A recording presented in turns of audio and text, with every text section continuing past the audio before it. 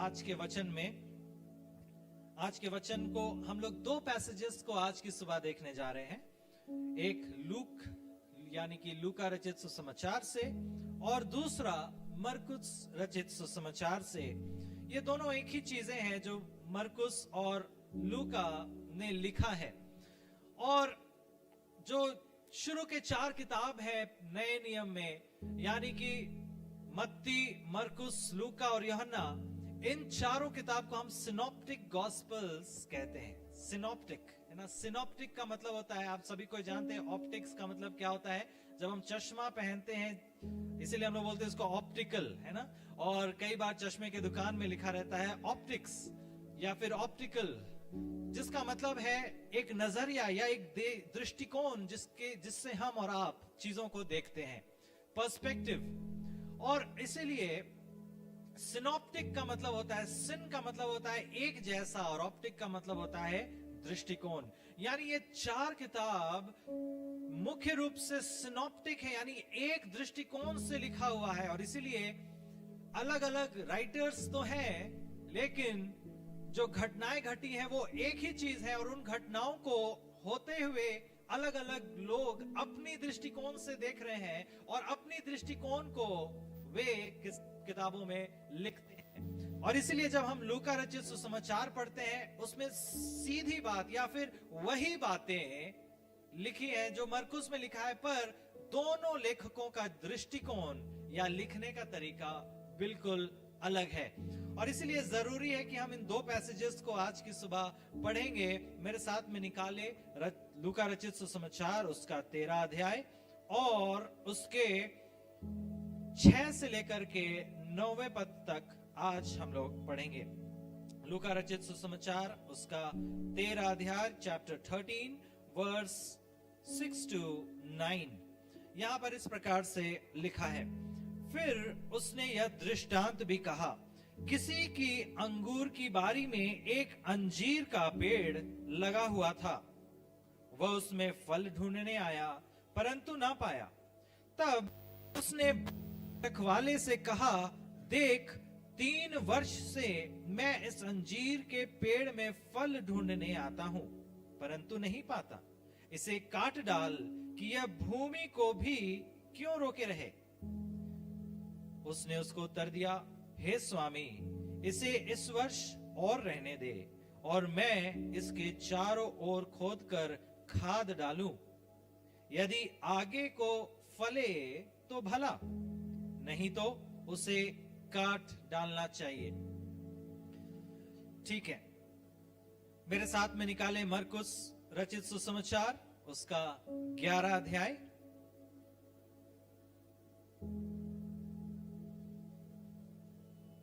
मरकुस रचित सुसमाचार, उसका 11 अध्याय, चैप्टर 11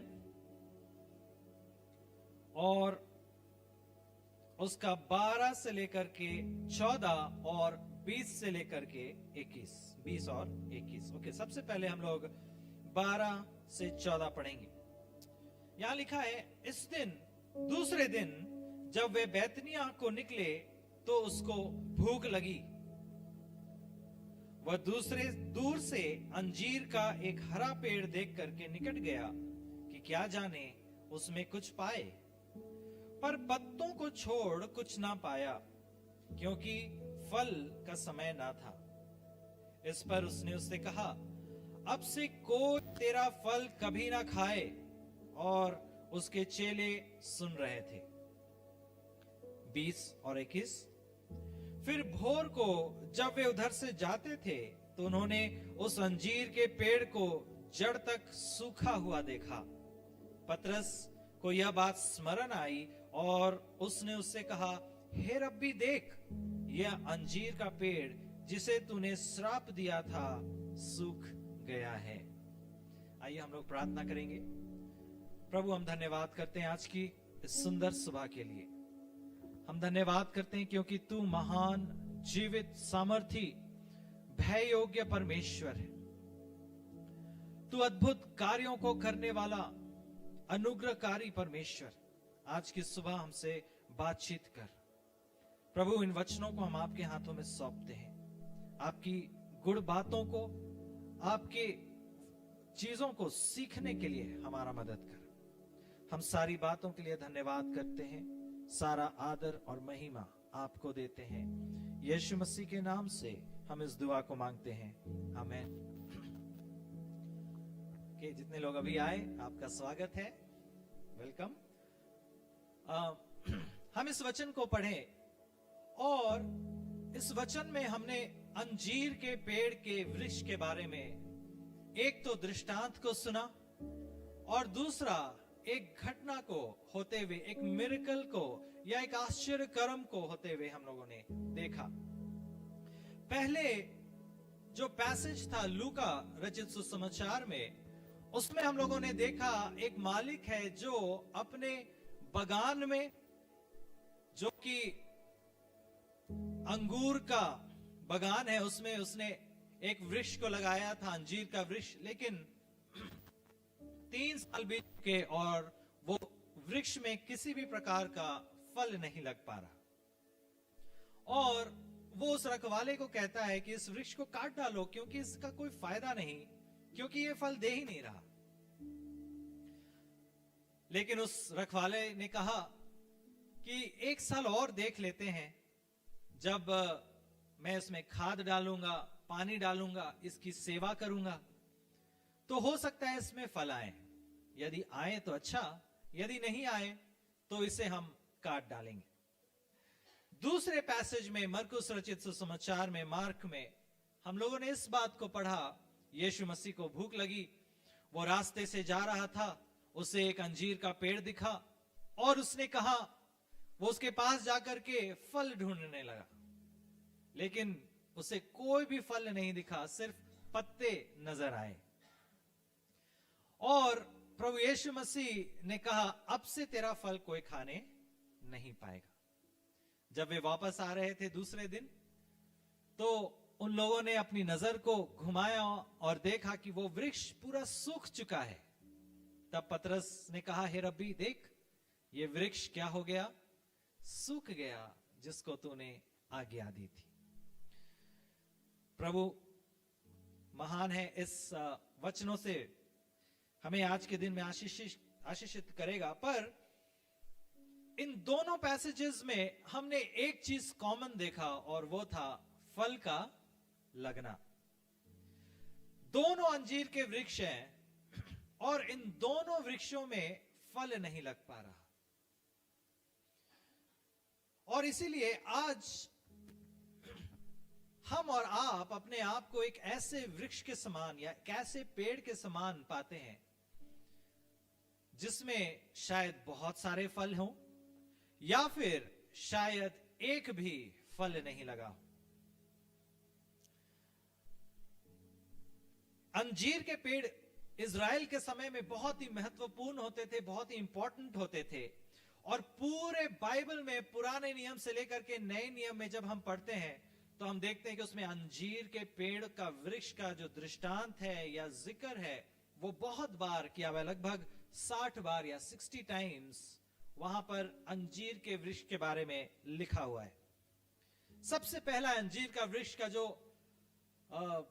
जिसके बारे में वो लिखा है वो है आदम और हवा के समय में, जब उन्होंने पाप किया, आज्ञा को नहीं माना, और तब ये जब परमेश्वर उनसे मुलाकात करने सांझ के समय में आता है तो वे अपने आप को पाते हैं कि वे नंगे हैं और अंजीर के वृक्ष के पेड़ के पत्तों को उन्होंने तोड़ा और अपने आप को ढक लिया। कभी आपने अंजीर का वृक्ष देखा है? कभी किसी ने भी अंजीर के पेड़? यस। यदि आपने नहीं देखा, आप गूगल कर सकते हैं या फिर कहीं आप जा करके देख सकते हैं। मैंने देखा है, बड़े बड़े पत्ते होते हैं। और इज़राइल के समय में पुराने नियम से लेकर के नए नियम में अंजीर का जो वृक्ष है वो बहुत ही इंपॉर्टेंट है, क्योंकि वो बहुत ही खाने में स्वादिष्ट है, बहुत ही मीठा है। और बाइबल हमें बताती है कि जो उसके छाया में बैठा करता है वो इस बात को दर्शाता है, it was a sign of peace and prosperity. जब हम पहला राजा 4 उसका 25 पद पढ़ते हैं, या फिर मीका उसका 4 और 4 पढ़ते हैं, बाद में इसको निकाल लें, तो वहां पर लिखा है कि अंजीर के पेड़ के नीचे वे बैठ गए और बहुत ही शांति को उन्होंने पाया। जब हम यिर्मयाह की किताब को पढ़ते हैं, तो यिर्मयाह की किताब में हम अच्छे अंजीर के फल और बुरे अंजीर के फल के बारे में पढ़ते हैं, जो दिखाता है मनुष्य का एक अच्छा चरित्र और मनुष्य का एक बुरा चरित्र। पहली बार जब नतानियल से यीशु मसीह मिला तो अंजीर के पेड़ के नीचे था, और इसलिए अंजीर का पेड़ बहुत ही इंपॉर्टेंट है इजरायलियों के लिए और शायद हमारे लिए भी, क्योंकि डॉक्टर्स भी कहते हैं यदि आपके शरीर में खून की कमी हो, यदि आपका ब्लड प्रेशर हाई हो, तो अंजीर खाओ। आपने कभी खाया है अंजीर? ना, बहुत ही स्वादिष्ट होता है, और इसीलिए वो बहुत ही अच्छा रीति से यहां पर हम और आप पढ़ते हैं कि किस प्रकार से अंजीर के पेड़ पुराने नियम में और नए नियम में, बाइबल के समय में बहुत ही इंपॉर्टेंट है, बहुत ही चीजों को दर्शाता है। और इसीलिए जब यहां पर यीशु मसीह अपने रास्ते पर जा रहे हैं, ये उनका अगला माने लास्ट हफ्ता है, और एक हफ्ते के बाद उनकी मृत्यु हो जाएगी, उनको मालूम है। और जब वे रास्ते से जाते हैं, तब कुछ बातों को वे हमें और आपको बताना चाहते हैं। वे कुछ बातों को अपने चेलों से कहना चाह रहे थे, और उन बातों को रखने के लिए सबसे इंपॉर्टेंट चीज जो यीशु मसीह को लगा, वो क्या कहेंगे? उन्होंने अंजीर के वृक्ष का दृष्टांत बताना शुरू किया। जब हम लूका रचित सुसमाचार में आते हैं, वापस आ जाएं, लूक 13 वर्स 6 to 9, लूका रचित सुसमाचार उसका 13 अध्याय 6 से लेकर के 9 पद तक हम लोगों ने पढ़ा, किसी ने अंगूर की बारी में एक अंजीर का पेड़ लगा हुआ था। यहां पर यह इस बात को दर्शाता है कि परमेश्वर उस वृक्ष को एक खास उद्देश्य के साथ में वहां पर लगाया है। हमें और आपको भी परमेश्वर ने एक खास उद्देश्य के साथ इस पृथ्वी पर भेजा है। अंगूर का बगान है, अंगूर के बारी है, और उन सब के बीच में परमेश्वर ने अंजीर के वृक्ष को लगाया है। कई बार हम और आप भी ये सवाल करते हैं और पूछते हैं कि परमेश्वर ने हमें यहां क्यों रखा, या इस परिवार में हमें क्यों जन्म दिया, या परमेश्वर ने हमारे जीवन को किसी और रीति से क्यों नहीं चलाया। काश हम अमेरिका में जन्मते, या यूरोप में जन्मते, या कोई अच्छे कंट्री में जन्मते, या हमारा घर बहुत ही अमीर होता, हमारा परिवार बहुत ही अच्छा होता, हमें स्ट्रगल नहीं करना पड़ता, हम बहुत अच्छे से रहते, हमें कोई कठिनाई नहीं होती, परेशानी नहीं होती, हमारे पास सारे प्रकार के सुख और सुविधा होते। पर हम कहां जन्मे? हम इस छोटे से गांव में जन्मे, इस छोटे से घर में जन्मे। बचपन से हम स्ट्रगल कर रहे हैं, पैसे नहीं है, हमारे मम्मी पापा बहुत ही मेहनत करते, किसी तरह पैसों को कमाते और हमारा पालन पोषण करते हैं, और हमें यह भी नहीं मालूम कि हमारा आगे चल करके हमारा जीवन क्या होगा। पर मैं आपको बताना चाहता हूं, अंगूर के बारी के बीच में एक अंजीर का वृक्ष लगा है, और उसको परमेश्वर ने एक खास उद्देश्य के साथ में लगाया है, जिसका मतलब है आपको परमेश्वर ने ये जीवन एक खास उद्देश्य के साथ में दिया है, जिसका मतलब है आप यूं ही नहीं बनाए गए, ऐसे ही नहीं बनाए गए। परमेश्वर ने आपके जीवन को जिस दिन रचा, आपके मां के कोख में जिस दिन आपको रचा, उस दिन प्रभु ने तय किया आपका जीवन किस प्रकार से होगा, आपके जीवन का उद्देश्य क्या होगा, आप किस लिए इस पृथ्वी पर आए हैं, आपके जीवन का, आपके जन्म का समय कब होगा, वो परिवार कौन सा होगा, आपके मम्मी और आपके पापा का डीएनए जब मैच किया तब आप बनाए गए। और प्रभु ने इन सब बातों को रचा और बनाया और आपको उस बगान में, इस पृथ्वी पर रोपा, ताकि आप उस उद्देश्य को पूरा कर सके। God planted this tree with a purpose, और उसका पर्पस था कि वो फल लेकर के आए। क्या आपने सुना? उसका उद्देश्य क्या था? कि वो फल लेकर के आए। और जब ये मालिक देखता है कि ये अंजीर का वृक्ष लगाया तो गया, लेकिन इस वृक्ष में कोई फल नहीं, जिसका मतलब है ये अपने पर्पस को पूरा नहीं कर रहा, ये अपने उद्देश्य को पूरा नहीं कर रहा। इस पेड़ को, इस वृक्ष को लगाने का उद्देश्य था कि ये बहुत सारा फल लेकर के आएगा, लेकिन ये फल ला ही नहीं रहा। क्या हम और आप अपने जीवन में उस फल को लेकर के आ रहे हैं? या फिर परमेश्वर ने आपको रोपा है, लगाया है, एक पर्पस को, एक उद्देश्य को दिया है, लेकिन आप उस उद्देश्य को पूरा नहीं कर रहे। शायद आपको मालूम ही नहीं कि वो उद्देश्य आपके जीवन में क्या है।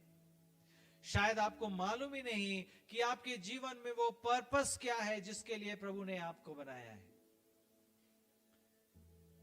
हमारा पर्पस इस दुनिया में पैसों को कमाना, एक अच्छा जॉब करना, अपने परिवार को देखना और एक दिन मर जाना, सिर्फ ये नहीं, पर प्रभु ने हमें एक खास उद्देश्य के साथ में, एक खास काम के लिए रचा है। और इसीलिए बहुत जरूरी है कि हम अपने उद्देश्य को पहचान लें। और इसीलिए परमेश्वर ने उस पेड़ को लगाया कि वो फल लेकर के आए। हमें और आपको भी रोपा है ताकि हम उस फल को लेकर के आए, स्पिरिचुअल फ्रूट्स को लेकर के आए। यूहन्ना रचित सुसमाचार उसका 15 अध्याय उसका 8वां पद इस प्रकार से हमें और आपको बताता है। मेरे साथ में निकाले यूहन्ना रचित सुसमाचार उसका 15 अध्याय उसका 8वां पद। जब वो दाख की बारी के बारे में बात कर रहा है, यहां पर वो इस प्रकार से लिखता है, मेरे पिता की महिमा इसी से होती है कि तुम बहुत सारा फल लाओ, तभी तुम मेरे चेले ठहरोगे। यदि हम उसके लिए फल नहीं लाते तो हम उसके चेले नहीं बन सकते। हम उसके फॉलोअर्स हो सकते हैं, हम उसका पीछा कर सकते हैं, लेकिन हम उसके चेले या डिसाइपल नहीं बन सकते। यदि हम उसके डिसाइपल बनना चाहते हैं, यदि हम प्रभु की इच्छा को अपने जीवन में पूरा करना चाहते हैं, हमें और आपको एक काम करने की जरूरत है, और वो ये है, एक फल को अपने जीवन में लेकर के आना। बहुत सारे फलों को जब प्रभु आपके जीवन में देखता है तो वो प्रभु को महिमा देता है। गलाती उसका 5वां अध्याय और उसके 22 पद से यदि हम पढ़ते हैं तो इस प्रकार से बताता है वचन हमें और आपको, पर आत्मा का फल प्रेम, आनंद, शांति, धीरज, कृपा, भलाई, विश्वास, नम्रता और संयम है। ऐसे ऐसे कामों में विषय में कोई भी व्यवस्था नहीं। आत्मा के फल कौन से हैं? मेरे साथ में बोले, प्रेम, आनंद, शांति, धीरज, कृपा, भलाई, विश्वास, नम्रता और संयम। ये आत्मा के फल हैं, या ये स्पिरिचुअल फ्रूट्स हैं जो जीवन में आज होने चाहिए। क्या हमारे जीवन में प्रेम है? प्रेम तो बिल्कुल नहीं। क्या हमारे जीवन में आनंद है? क्या करूं पास्टर भैया, आनंद नहीं है, बाकी सब कुछ है। हमको खुशी ही नहीं, हमें खुशी ही नहीं लगती है अंदर से। पर प्रभु का आनंद वो आनंद नहीं जो हमें ये दुनिया देता है। ये फल है। आप यदि पेड़ हैं, आप में ये फल लगेंगे। शांति, शांति की बात ना करें, शांति तो बिल्कुल ही नहीं है। धीरज, धीरज की भी बात मत करो, धीरज तो है ही नहीं। हर चीज में हड़बड़ी है, धीरज तो है ही नहीं, है ना? मुझे नहीं मालूम। कृपा, कृपा तो आज आई नहीं है। अच्छा, पहुंच चुकी है। ऊपर चाय बना रही है। अच्छा, फिर कृपा हमारे जीवन में शायद कभी रहती है, कभी नहीं रहती है। जिसके साथ कृपा की शादी होगी वो बोलेगा मेरे पास बहुत कृपा है। भलाई, भलाई हमारे जीवन में पता नहीं है कि नहीं, करना तो चाहते हैं पर कर नहीं पाते। विश्वास, कभी कभी विश्वास है पर कभी कभी नहीं है। कभी विश्वास बहुत मजबूत है पर कभी विश्वास कमजोर हो जाता है। नम्रता, मालूम नहीं, संयम भर भर के है या फिर बिल्कुल भी नहीं। ये आत्मा के फल है जो हमारे जीवन में लगने हैं, और यदि ये हमारे जीवन में नहीं है तो वो जब वो मालिक आएगा और कहेगा इस वृक्ष को तो मैंने लगाया, इस पेड़ को तो मैंने पाला पोसा, इसकी सेवा की, लेकिन जब ये बड़ा हो गया ये कोई फल नहीं ला रहा, ये कोई फल नहीं दे रहा, तो मैं क्या करूंगा? इस वृक्ष को काट डालूंगा। मत्ती रचित सुसमाचार उसका 7वां अध्याय उसका 20वां पद, मैथ्यू 7:20, यहां लिखा है, by their fruit you will recognise them. उसके फलों से तुम पहचाने जाओगे।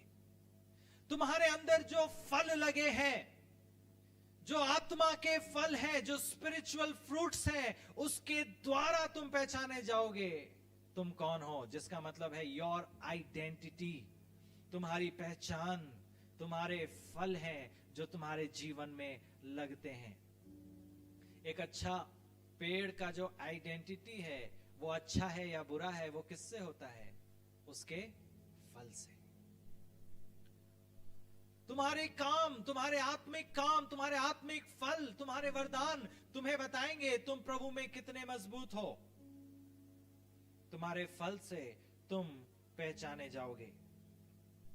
एक बार एक किसान ने एक एप्पल का पेड़ लगाया। मैंने भी अपने घर में एक एप्पल का पेड़ लगाया। बहुत शौक से उसे खरीद करके लाया और बहुत महंगा खरीदा और सोचा जब वो बड़ा हो जाएगा तो मुझे फल देगा। आज 4 साल हो गए वो फल नहीं दे रहा।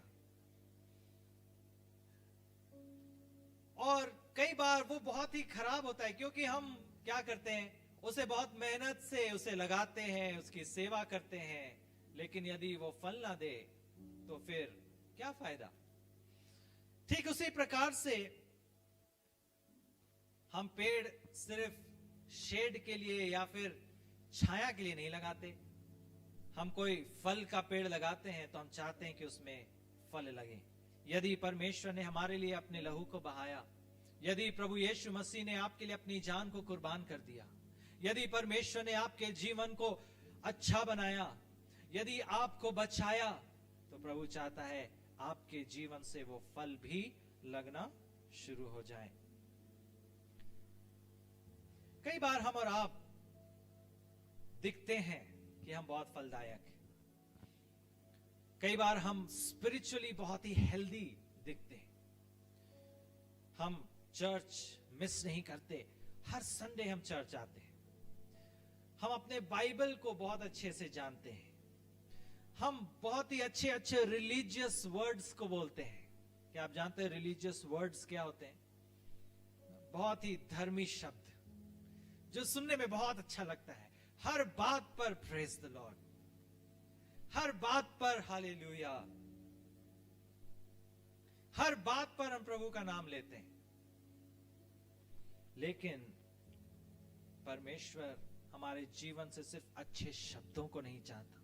प्रभु सिर्फ ये नहीं चाहता कि हम सिर्फ अच्छे अच्छे कामों को, अपनी दिखावटीपन को दिखाएं, पर प्रभु चाहता है कि हमारे जीवन में वो फल भी लगना आरंभ हो जाए, यानी कि हमारे जीवन में वो आत्मा के फल, प्रेम, आनंद, शांति, धीरज, कृपा, भलाई, विश्वास, नम्रता और संयम के फल लगे। जब ये फल हमारे जीवन में लगना आरंभ होंगे, हम स्पिरिचुअली हेल्दी हो जाएंगे। हम शारीरिक रूप से हेल्दी तो हैं, हम अच्छा खाते हैं, अच्छा पीते हैं, हम अपने आप को सेहतमंद रखने की कोशिश करते हैं, सिर्फ कोशिश ही करते हैं, पता नहीं कितना सक्सेसफुल होते हैं। पर हमारी आत्मा के लिए हम क्या करते हैं? हम स्पिरिचुअली अपने आप को कौन से फल लगा रहे हैं, कौन से फलों को खा रहे हैं, कौन से फल हमारे जीवन में लग रहे हैं? क्या हम स्पिरिचुअली हेल्दी हो रहे हैं? A fruitless life disappoints God. एक फलहीन जीवन हमें परमेश्वर को कई बार शोकित करती है। जब हम लूका 13 और उसका 7वां पद को पढ़ रहे थे, हम लोगों ने एक वचन को यहां पर पढ़ा। जब वो मालिक वहां पर आता है उस बगान में, वो इस बात को कहता है, वो कहता है 13 पद में, तब उसने उस पर हाथ रखे। सॉरी, 13 लूका रचित सुसमाचार उसका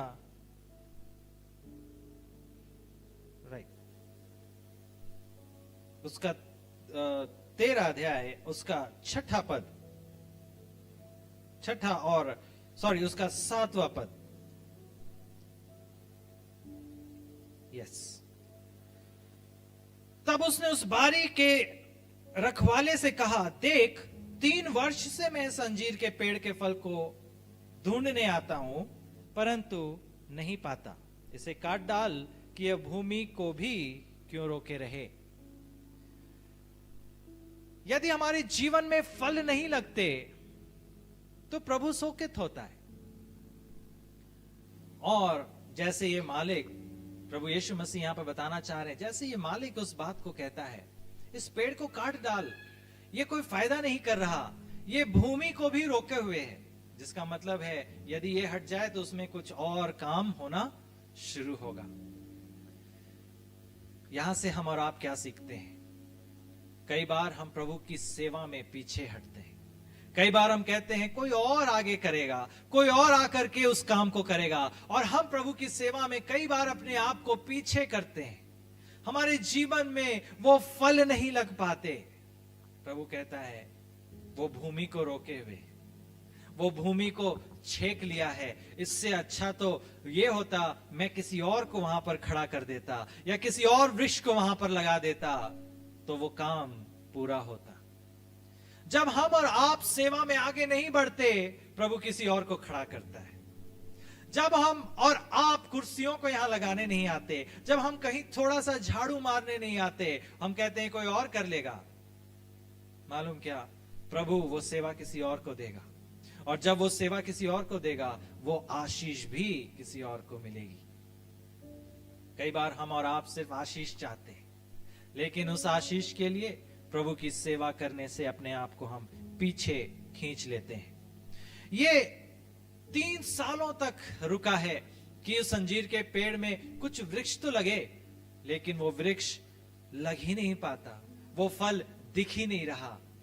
कई बार हम और आपको परमेश्वर देखता है, इसके जीवन में मैं काम तो कर रहा हूं, इसकी प्रार्थनाओं को मैं सुन तो रहा हूं, ये सब कुछ तो है, पर इसके जीवन में वो वृक्ष नहीं लगता। कई बार हमारी प्रार्थना उस फलों के लिए नहीं होती, हमारी प्रार्थना सिर्फ बीमारी को चंगा कर दे प्रभु, हमें अच्छा नौकरी दे दे प्रभु, हमें अच्छा कुछ हमारे जीवन में कर दे प्रभु। क्या हमने कभी ये प्रार्थना किया, प्रभु हमारे जीवन में ये आत्मिक फल लगने पाए, हमारे अंदर संयम को बढ़ा, हमारे अंदर धीरज को बढ़ा, हमारे अंदर विश्वास को बढ़ा। हम इन बातों के लिए शायद ही कभी प्रार्थना कर पाते, पर प्रभु चाहते हैं हमारे जीवन में वो आत्मिक फल लगना आरंभ हो जाए। इब्रानियों की पुस्तक उसका 6ठा अध्याय और उसके 7 और 8 पद को हम और आप पढ़ेंगे।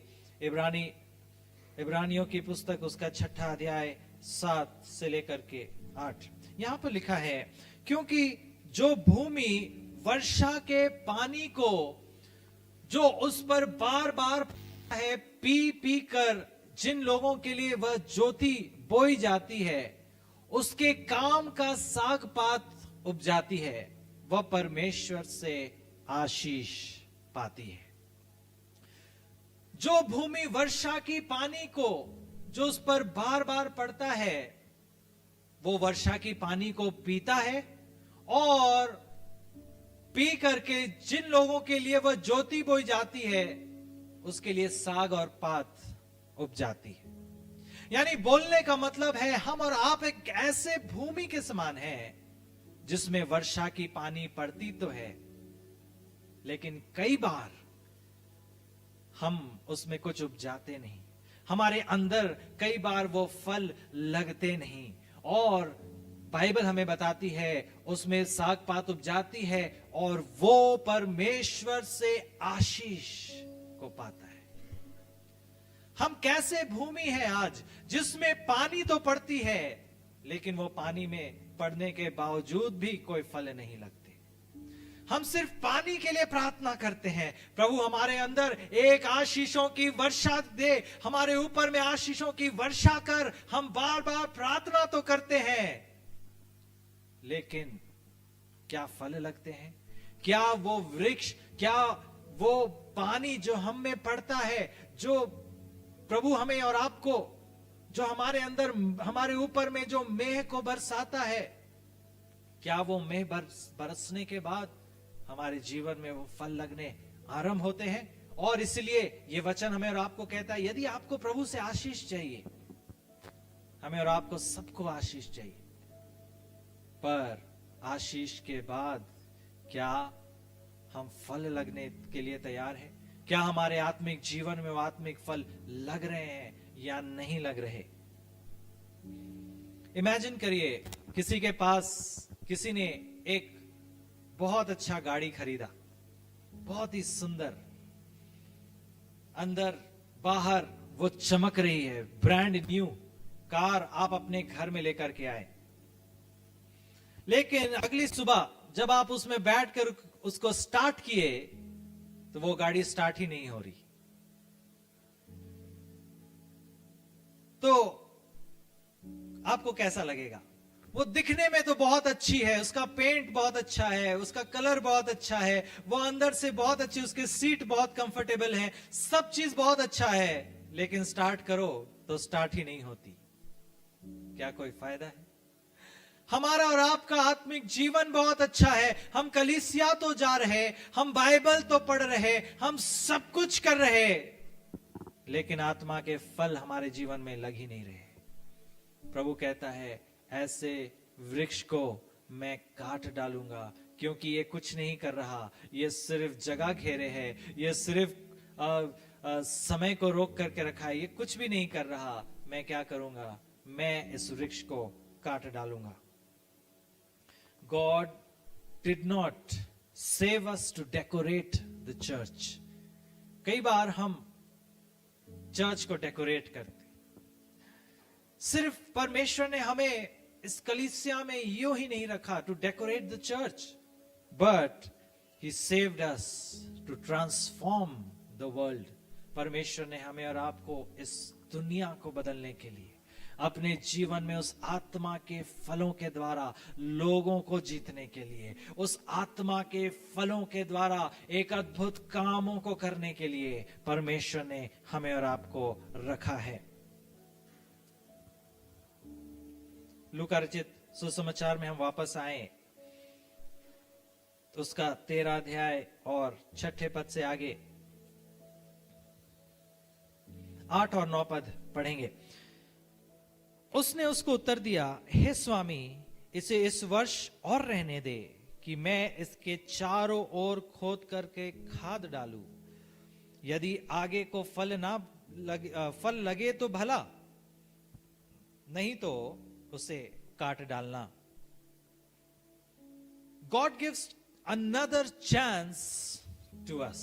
परमेश्वर ने हमें और आपको कई बार एक और मौका देता है। प्रभु हमें और आपको मौका देता है, वो हमें एक और चांस को देता है। वो हमारे जीवन से कई बार अपने शब्दों से हमसे बातचीत करता है, वो हमें कन्विक्ट करता है, वो पवित्र आत्मा के द्वारा हमसे और आपसे बातचीत करता है। और यदि पतरस की किताब पहला पतरस उसका 3 और 9 को पढ़ते तो यहां पर लिखा है, the lord is patient, not wanting anyone to perish but everyone to come to repentance. प्रभु चाहता है कि हर एक को वो मौका मिले कि वो पश्चाताप करे। प्रभु नहीं चाहता कि कोई भी नाश हो, और इसीलिए प्रभु हमें और आपको इस मालिक के समान भी एक मौका देता है। इस मालिक ने, इस रखवाले ने कहा, इस यीशु मसीह ने कहा, इन्हें और मौका दो, इन्हें एक और साल देखो, इस वृक्ष की मैं सेवा करूंगा, इस वृक्ष की मैं खाद डालूंगा और देखूंगा उसके बाद यदि 1 साल के बाद ये फल देता है तो अच्छा, और यदि नहीं था तो फिर इसको काट डालना। जब हम और आप प्रभु में बन, जब हम उसके फल को अपने जीवन में लेकर के आते हैं, तब प्रभु हमें मौका देता है। शायद प्रभु ने हमें पहले बहुत सारे मौके को दिया है, पर बार बार हम गिर जाते हैं, बार बार हम पाप में गिर जाते हैं, बार बार हम कुछ ऐसी बातों को करने लगते हैं जो प्रभु नहीं चाहता। पर परमेश्वर भला परमेश्वर है, वो बार बार हमें खोदता है, हमें खाद देता है, हमारी सेवा करता है ताकि हमें फल लग सके। कई बार जब वो हमें खोदता है, हमारे जड़ों को बनाता है, तब हमें तकलीफ होती है, लाइफ बहुत पेनफुल लगता है, हमें लगता है कि ये सारी बातें हमारे जीवन में क्यों हो रही। ये और कुछ नहीं, पर परमेश्वर आपको और हमको बना रहा है, वो हमारे जड़ों को खोद रहा है, वो हमारे जीवन में खाद डाल रहा है। वो चाहता है कि हमारे अंदर में, हमारे ऊपर में आत्मिक फल लगना आरंभ हो जाए। हमने एक और पैसेज को पढ़ा, मरकुस और उसका 11 अध्याय, और इस कहानी में हम लोगों ने पढ़ा यीशु मसीह को भूख लगती है और वो वहां से जब जा रहा होता है, उसे एक अंजीर का वृक्ष दिखता है जिसमें बहुत सारे पत्ते लगे हैं लेकिन एक भी फल नहीं। जब वो पास जाता है, उसके पास में वो बोलता है, इस पेड़ का कोई फायदा नहीं क्योंकि इसमें फल है ही नहीं। और उसमें के बाद वो कहता है, इस वृक्ष में कभी कोई फल खाने नहीं पाएगा। और जब वे वापस आते हैं, पतरस बोलता है, हे रब्बी देख, वो पेड़ सूख चुका है। हम और आप कई बार परमेश्वर हमें मौका पे मौका देता है, जो कि हम लोग लूका रचित सुसमाचार से पढ़े, एक चांस को देता है। पर जब हम इस पदों में आते हैं, जब हम मरकुस रचित सुसमाचार में आते हैं, तो यहां पर हम पढ़ते हैं, परमेश्वर ने उस अंजीर के वृक्ष को एक भी मौका नहीं दिया। वो समय खत्म हो गया, वो मौका खत्म हो गया, वो चांस खत्म हो गया। अब कोई भी मौका इस वृक्ष के पास नहीं कि वो फल दे पाए। हमारे जीवन में कई बार ऐसा है, आज मौका है, फल हमारे जीवन में लग रहे हैं या नहीं लग रहे हैं। पर एक समय आएगा जब वो समय खत्म हो जाएगा, तब वो फल हमारे जीवन में लग नहीं।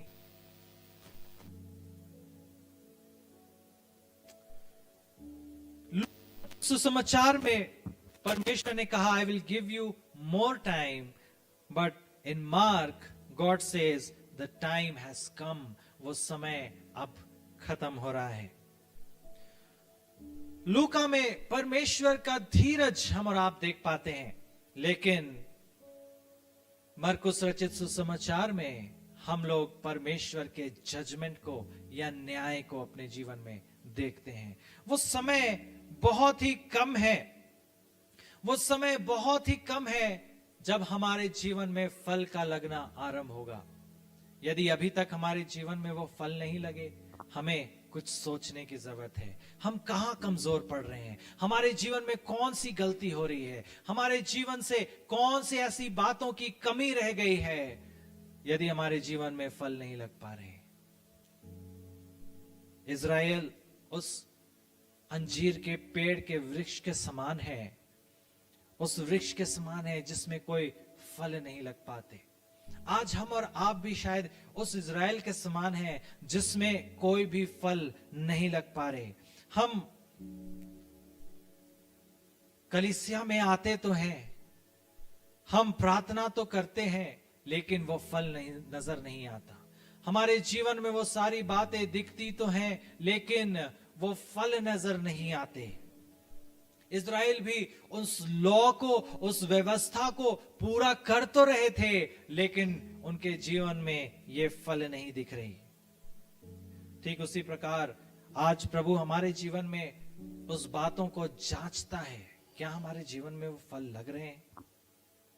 क्या परमेश्वर हमारे जीवन का सेंटर पीस है? क्या प्रभु हमारे जीवन का सेंटर है? क्या यीशु मसीह हमारे जीवन का सेंटर है? क्या वो फल हमारे जीवन में दिख रहे हैं? क्या हम प्रभु के लिए कमिटमेंट के साथ चल रहे हैं? क्या हमारे जीवन में वो कमिटमेंट है हमारे जीवन के लिए जो प्रभु हमारे जीवन से चाहता है? क्या यीशु मसीह हमारे जीवन का प्रायोरिटी है, या फिर कुछ और बातें हमारे जीवन में हैं जो पहला स्थान ले चुके हैं? इन दोनों पैसेज से हम और आप इस बात को पढ़ते हैं, क्या हमारे जीवन में फल लग रहे हैं? दूसरा सवाल, are we using the chances God gives us? उन सारे मौकों को जो प्रभु हमें देता है, क्या हम उसे इस्तेमाल कर रहे हैं? और तीसरा सवाल, what will God find when he comes looking? उस मालिक के समान जब प्रभु हमारे जीवन को देखने के लिए आए तो वो क्या पाएगा? क्या हमारे वृक्ष में उस फलों को वो पाएगा, या फिर वो सिर्फ एक पत्तों से भरा हुआ पेड़ को देखेगा और बोलेगा इस वृक्ष का कोई फायदा नहीं, इस जीवन का कोई फायदा नहीं, इस जीवन को मैंने बचाया, इस जीवन के लिए मैंने लहू को बहाया, लेकिन इसने कोई भी फल नहीं उपजाया। हमारे जीवन में एक वृक्ष का होना, एक फलों का होना बहुत ही ज्यादा जरूरत है। यदि हम मरकुस में आए, हम कुछ और बातों को वहां पर पढ़ते हैं। यदि हम ध्यान से पढ़ेंगे तो मरकुस रचित सुसमाचार और उसके 11 अध्याय 22 पद से आगे यदि हम पढ़ते हैं तो एक घटना के बारे में यहां पर लिखा है। हम पढ़ते हैं, यीशु ने उससे उत्तर दिया, परमेश्वर पर विश्वास कर। पतरस इस बात को स्मरण करता है कि प्रभु ने उस वृक्ष को, अंजीर के वृक्ष को कहा था और वो वृक्ष सूख चुका है, और इसीलिए प्रभु यीशु मसीह ने उसे उत्तर दिया, परमेश्वर पर विश्वास रखो, मैं तुमसे सच कहता हूं कि जो कोई इस पहाड़ से कहे तू खड़ जा और समुद्र में जा पड़, और अपने मन में संदेह ना करे वरन प्रतीति करे कि जो कहता हूं वह हो जाएगा, तो उसके लिए वही होगा। इसलिए मैं तुमसे कहता हूं कि जो कुछ तुम प्रार्थना करके मांगो तो प्रतीति कर लो कि तुम्हें मिल गया और तुम्हारे लिए हो जाएगा। और जब कभी तुम खड़े हुए प्रार्थना करते हो, यदि तुम्हारे मन में किसी के प्रति कुछ विरोध हो तो क्षमा करो, इसलिए कि तुम्हारा स्वर्गीय पिता भी तुम्हारे अपराध क्षमा करे। हम कई बार इस वचन को पढ़ते हैं और कहते हैं हमारे विश्वास से सब कुछ हो जाएगा, लेकिन ये जो वचन है ये इसके ऊपर आने वाले वचनों से रिलेशन रखता है, यानी रिलेटेड है। ये अंजीर के वृक्ष फल को नहीं ला रहे, और प्रभु यीशु मसीह कह रहा है जो तुम प्रार्थना में मांगो वो तुम्हारे लिए हो जाएगा, पर तब होगा जब तुम्हारे जीवन में फल लगेंगे। हम सिर्फ एक वचन को यहां से बाहर निकालते और कहते हैं कि यदि मैं विश्वास से कहूं तो इस पहाड़ को कि तू खड़ जा और समुद्र में जा पड़, तो और संदेह ना करे और प्रतीति करे तो ये हो जाएगा, सचमुच होगा, यानी विश्वास से होगा। लेकिन एक फलदायी जीवन में रहते हुए विश्वास से।